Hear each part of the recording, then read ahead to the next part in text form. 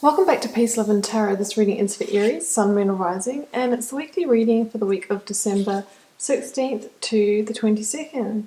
So Aries, this week we have the Take a Break Oracle card, we have the Queen of Swords, the Page of Wands, the Seven of Swords, the Queen of Pentacles, the World, and the Two of Swords energy. So we do have a really large completion in the mix, and we have a key decision that's related to that, and about you being able to see clearly and see with clarity and vision, because there could be something that's been going on behind the scenes that could impact whether you decide to complete the situation or change it in some way.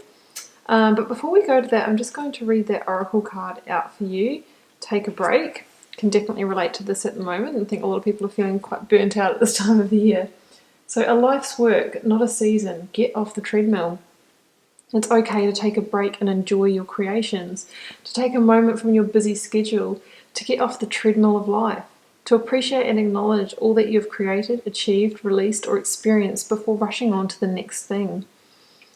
To be in the moment and enjoy where you are, to take a breath and regather your mind, body, and spirit, to recalibrate, appreciate, and celebrate, to decide on what you really want to experience next.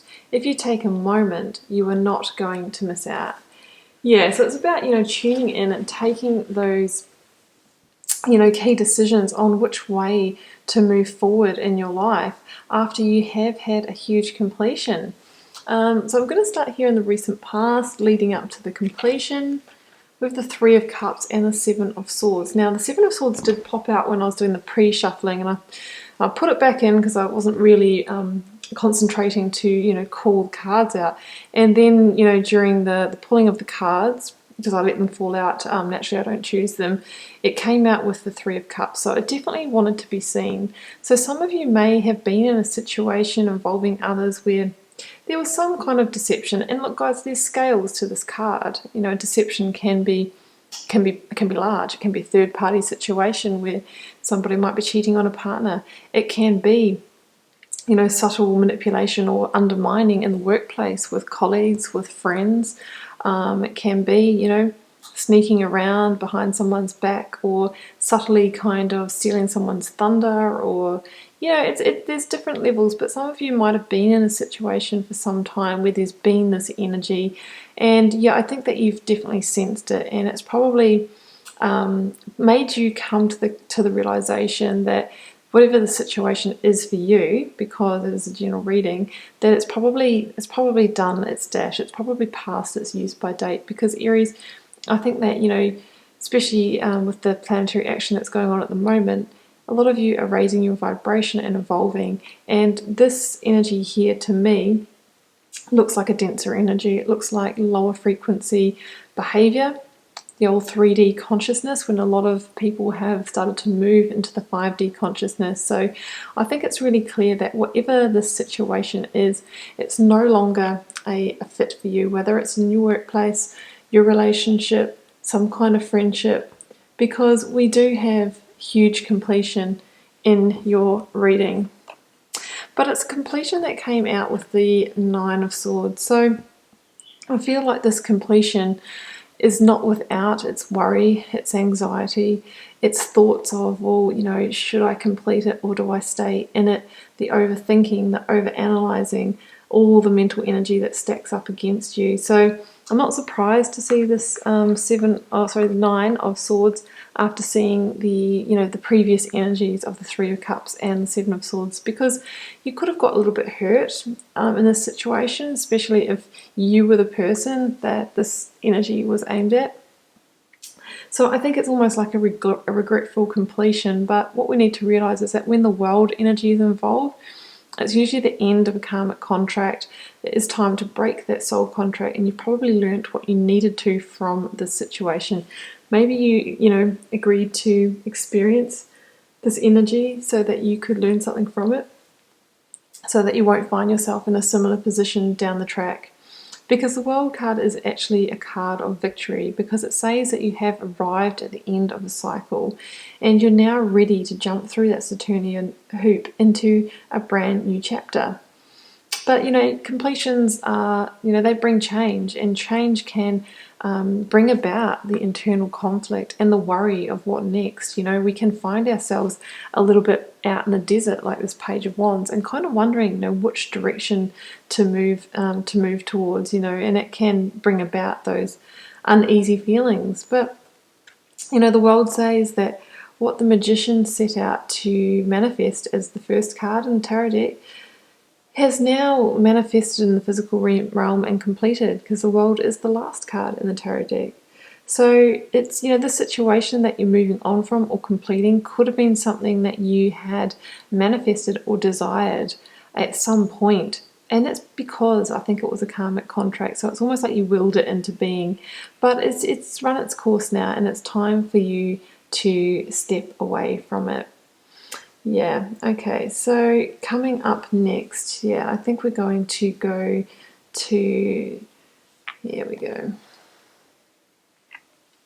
Yeah, so I think, there could be a decision that needs to be made on which way to move forward now, because I think that when you do go through a completion, you sometimes arrive at that place, that sort of being out in the desert, being out at sea, where you might find like you're a little bit in the in-between and you're not too sure which way to go. So I think there's going to be a decision that needs to be made to establish the direction to move forward. Now, the Two of Swords can talk about decision making from a place that is not going to be clouded by your emotions. So that can require you to tune into your intuitive centers and use that coupled with your logic to make the right decision for you. But this person here is bound around, the head and third eye, and the heart is crossed. So it's almost like they when we get ruled by our emotions, they overtake our intuitive centers. So we need to try and tune into those. The moon here is a little indication of tuning into our intuition, and weigh up those options from a place of intuition and logic to find the best way to move forward. But this Page of Wands, which is, you, Aries, maybe in a state of coming back to a place of quite teenage-like, innocence, feeling youthful again, getting ready to explore life again, to rediscover your passion and enthusiasm, to enjoy new growth. And again, this link to new manifestations here with the 3 sand dunes, because the number 3 can be those new manifestations. So I think this is about you making the key decision of how to move forward. And, once you've decided, this Page of Wands here, he has found the Ace of Wands. So this is about, maybe a passionate new offer, maybe a new job, new growth, reconnecting with your sense of self and spirituality. This is you coming back to yourself, Aries, after a huge completion. And through that process, when you make clear decisions for yourself and, start to reconnect with your fire energy, that's when things start to become clear. So we have 2 queens here, double queen energy. So you've got the sort of the queen of air and the queen of earth here. So queen energy is about being mature, compassionate, grounded. In particular, the Queen of Swords. She is she sees with clarity, with vision. She's a truth seeker. She sets healthy boundaries for herself so she doesn't end up in these kind of situations. That's probably the learning that you got out of that situation. And, through seeing clearly and being authentic and setting healthy boundaries for herself, the Queen of Swords, transforms herself. She wears the butterfly crown. So I feel like you're leaving the cycle as a transformed person who can now go into the next chapter with that sense of foresight and vision to be able to see through people in situations that don't serve you. And the Queen of Pentacles, Aries, I know this isn't a fire sign, but this reminds me a lot of your energy, because she is, very active in lots of different realms. She's a bit of a go-getter. She can go to work, bring home the money, look after the house. She's deeply compassionate. But above all else, she has really mastered that sense of abundance creation in her life. I mean, her partner is the King of Pentacles. So these are people that know how to nurture in the physical realm in order to grow and expand their abundance. And this is the promise in the new chapter, through making the right decisions for yourself, releasing situations that don't serve you anymore, taking the rest that you need, having that vision and clarity, and after that initial transformation, you too can create the abundance that you desire in your life. And it can be new earthly opportunities as well, can link to new jobs, new homes, because that Queen of Pentacles holds the Ace of Pentacles there. So it's the promise of, true abundance in the physical realm for you, Aries, that's coming in the next chapter. So it's actually quite an interesting reading, lots of different themes here going on, but the biggest theme is that world energy. There is a completion, a crossroads, an in-between space, but you're going to come out of that transformed, and the promise is moving forward into greater sense of abundance, stability, maturity. Going to leave it there, Aries. Hope you enjoyed the reading, and I wish you all the best with it this week. Keep in mind it is a general reading, so it won't be for every one of you guys. Take what resonates, leave the rest, and feel free to leave me a comment if you'd like to share how it's unfolding in your daily life. And I'll see you back here next week for another reading.